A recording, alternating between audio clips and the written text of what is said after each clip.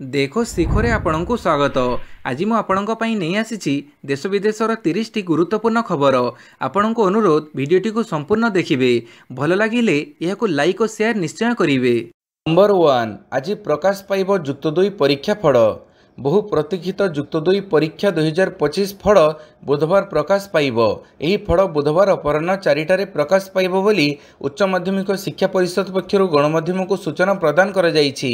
सीएचएससी पक्षरु कह जायछि जे एककालीन कला विज्ञान और वाणिज्यर परीक्षाफल 2025 प्रकाश पाइब। एथि सहित धंदामूलक परीक्षाफल मध्य प्रकाश पाइब। नंबर 2 जुलाई 1 रु मैट्रिक सप्लीमेंटारी 10 तारिख जाए चलिब परीक्षा। जुलाई 1 रु हेब मैट्रिक सप्लीमेंटारी परीक्षा। मंगलवार एने बोर्ड पक्षरु सूचना दी जाइछि। बोर्ड पक्षरु मिलिथिबा सूचना अनुसार जुलाई 1 रु 10 तारिख पर्यंत परीक्षा हेब। सकाळ 9:30 रु परीक्षा आरंभ होई 11:30 परीक्षा सरिब।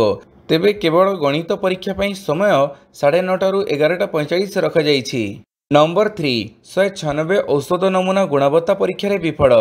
केंद्रीय औषध मानक नियंत्रण संगठन सीडीएसओ द्वारा करा जाइथिबा एक तदंतरे एप्रिल मासरे 196टी औषध नमूना मानक गुणवत्ता योग्य नुहे बोली जना पड़िथिला।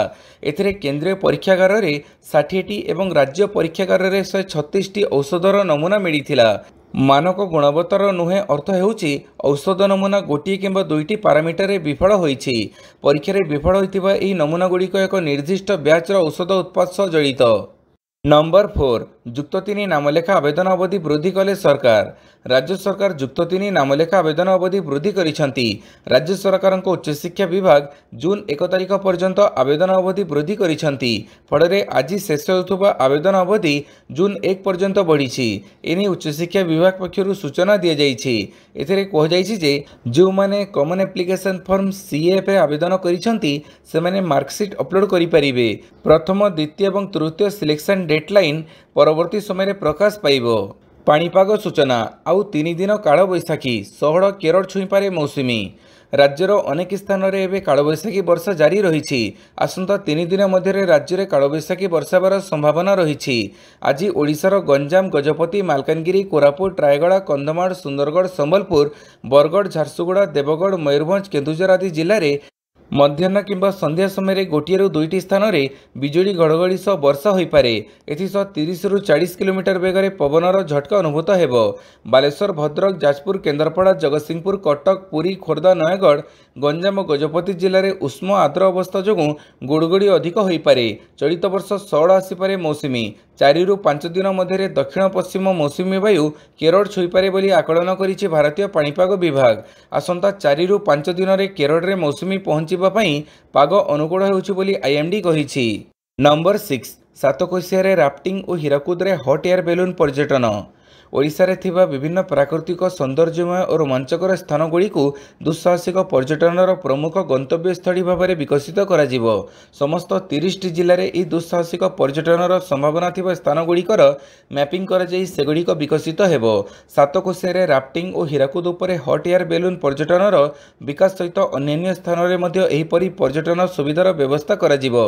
दुस्साहसिक पर्यटन क्षेत्र को एपरि आकर्षणीय करा जिवो जेपरि लोक भारत को आसिबा कथा चिंता कले प्रथमे ओडिशा कथा तांको मन को आसीबो बोली कहिसेंती मुख्यमंत्री। नंबर 7 आसंता 48 घंटा मध्य 14,000 शिशु मृत्युवरण करिवे। जातिसंघर चेतावनी।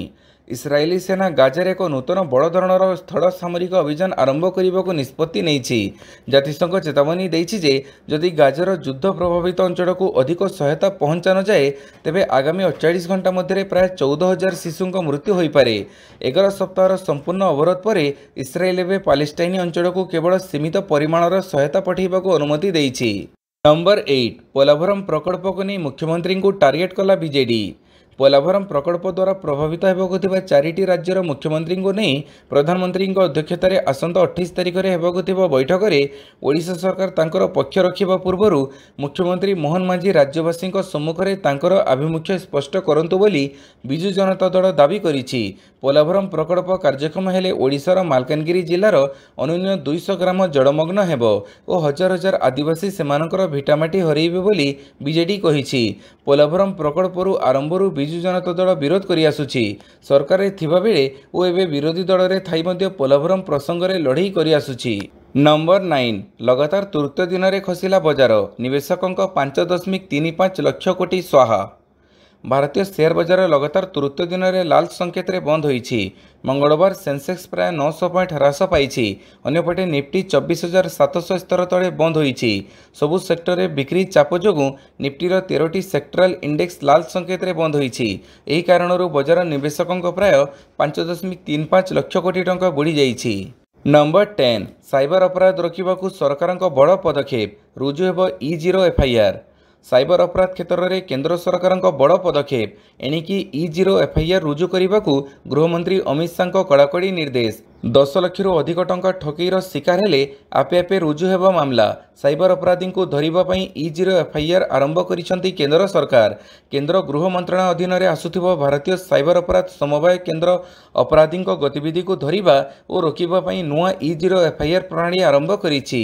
एही सुविधा द्वारा राष्ट्रीय साइबर अपराध रिपोर्ट पोर्टाल एवं हेल्पलाइन नंबर 1930 रुजु होइथिबा अपराध गुड़िक सीधासड़क FIR रे पंजीकरण होई परिबो। नंबर 11 नेतान्याहू को गाजा दखल योजना विफल। इस्राएल गाजा को सहायता पई आंशिक मंजूरी देइछि। गाजा को जाउथुबा रास्ता उपरो अवरोध हटई दिया जाइछि। एही समय यूरोपीय देश समेत मोट 22 अणमुस्लिम देश इस्राएल विरोध में एक मिलित विवृत्ति जारी करिसेंती एवं गाजा को जाउथुबा सहायता रे कोनोसी बाधा सृष्टि न करिबाकू दाबी करिसेंती। एही देशगुड़िक मध्य गोटे भी इस्लामिक देश नाही जिए आक्रमणात्मक भाव में पालेस्टाइन को समर्थन करिछि। सेमाने इस्राएल को खोलाखोली विरोध करिसेंती। एही देशगुड़िक मध्य जर्मन फ्रांस भली यूरोपीय देश अंतर्भुक्त होइथिबा बेले जापान मध्य एହାର एक अंश पाल्टिछि। गाजा को सहायता प्रदान करिबारे कोनोसी बाधा सृष्टि न हेबा निश्चित करिबाकू ब्रिटेन एवं न्यूजीलैंड मध्य इस्राएल को आह्वान दैछंती।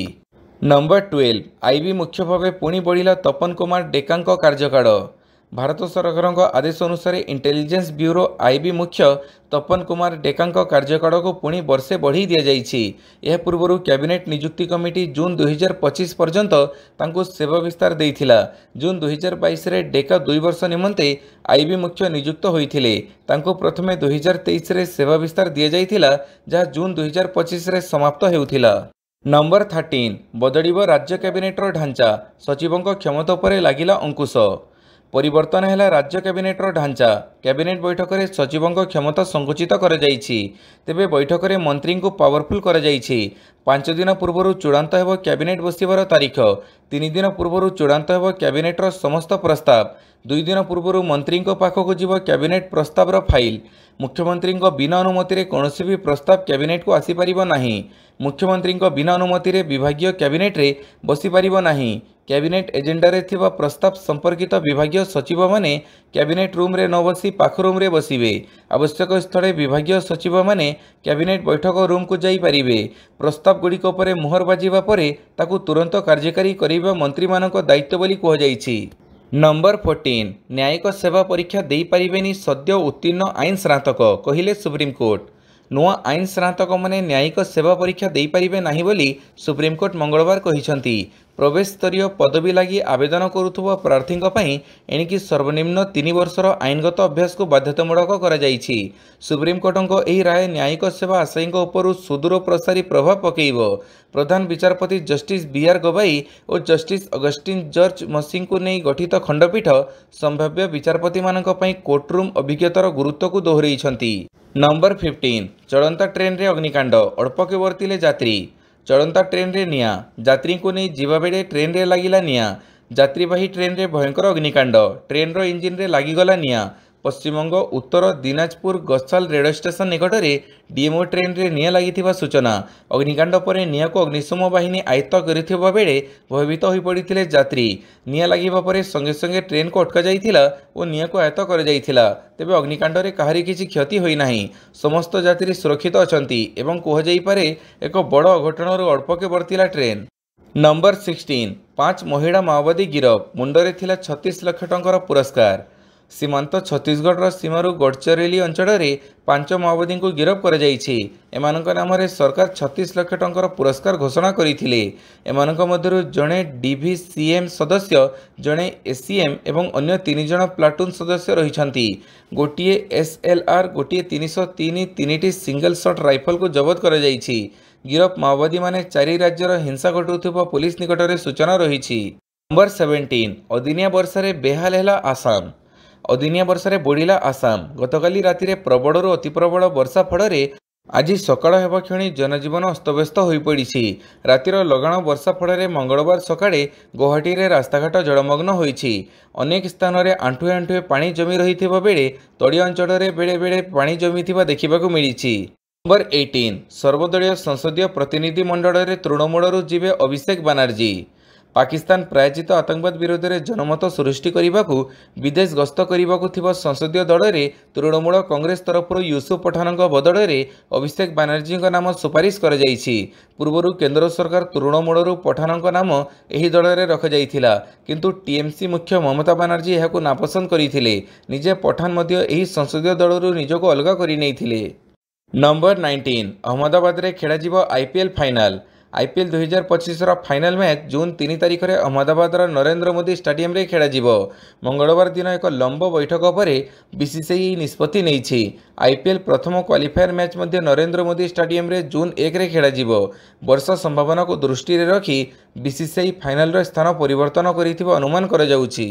नंबर 20 आईपीएल चेन्नई को 6 विकेट रे हरैला राजस्थान। दिल्लीर अरुण जेटली स्टेडियम रे चलीथिबा आईपीएल 2025 62तम मैच रे चेन्नई सुपर किंग्स को 6 विकेट रे हरैला राजस्थान रॉयल्स। 188 रन लक्ष्य को राजस्थान 17.1 ओवर रे 4 विकेट हरई हासिल करि नैथिला। एही मैच रे राजस्थान रॉयल्स टॉस जीति प्रथमे बॉलिंग करने को निष्पत्ति नैथिला। प्रथमे बैटिंग करिथिबा चेन्नई निर्धारित 20 ओवर रे 187 रन करिथिला। वीडियोटी को संपूर्ण देखिथिबारु बहुत बहुत धन्यवाद।